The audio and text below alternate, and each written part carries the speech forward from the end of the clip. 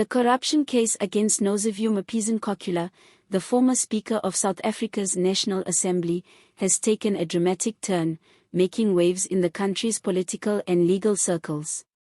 Mapisa-Nqakula, who has served in various high-profile political positions within the African National Congress (ANC), is facing serious charges that could have lasting implications for her career and the country's political landscape.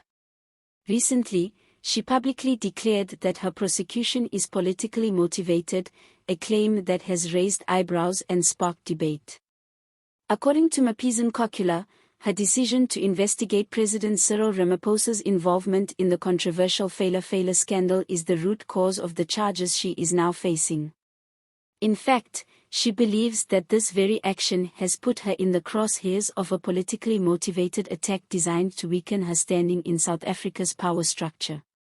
To understand the full scope of the situation, we need to take a step back and look at the background of the case and the events that have led us here.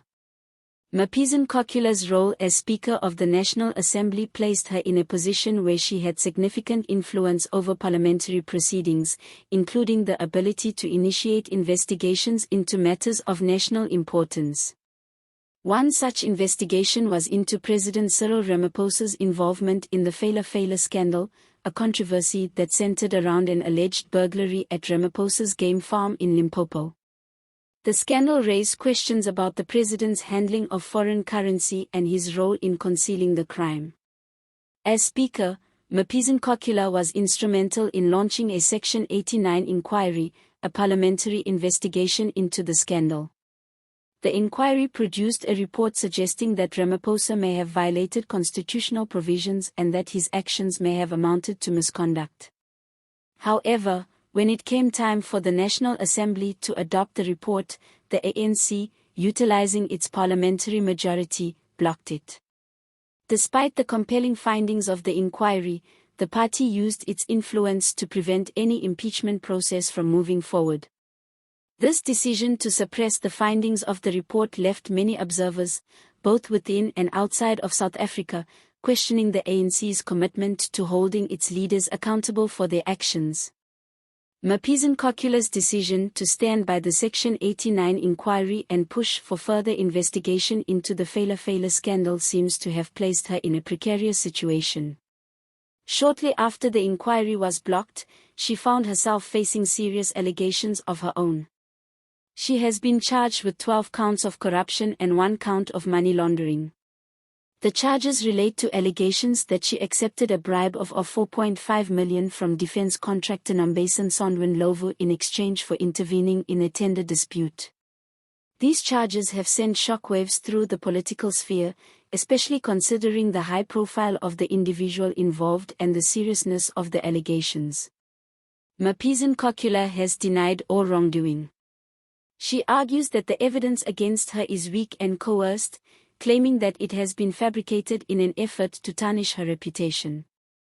Her defense suggests that the charges are part of a larger political strategy to discredit her for taking a stand against the president. Mapisa-Nqakula has stated that her prosecution is a direct consequence of her actions in holding Ramaphosa accountable for the Phala Phala scandal. She has also criticized the National Prosecuting Authority, NPA, for what she believes is an attempt to undermine her right to a fair trial, claiming that crucial evidence supporting her innocence has been withheld. The NPA, however, has strongly rejected these claims, describing them as baseless. Abram Binong, an investigator with the NPA, stated that certain parts of the case file are confidential and irrelevant to the defense. This has raised concerns about transparency and the fairness of the legal process. Mapisa-Nqakula's legal team has countered these statements by suggesting that the NPA is deliberately withholding important evidence and is engaging in a cover-up to protect those who may be involved in political machinations. As if the legal battle wasn't complicated enough, a new twist has emerged in the case. Leaked documents have cast doubt on the credibility of one of the prosecution's key witnesses, Nosiviwe, the defense contractor who allegedly paid Mapisa-Nqakula the bribe. These documents suggest that Nosiviwe has a history of dishonesty and has been previously convicted of fraud. This revelation has raised serious questions about the reliability of her testimony and the overall integrity of the prosecution's case. Mapisa-Nqakula's defense team has seized on this information, arguing that Nosiviwe Mapisa-Nqakula's past convictions should be disclosed to the court, as they could undermine her credibility as a witness.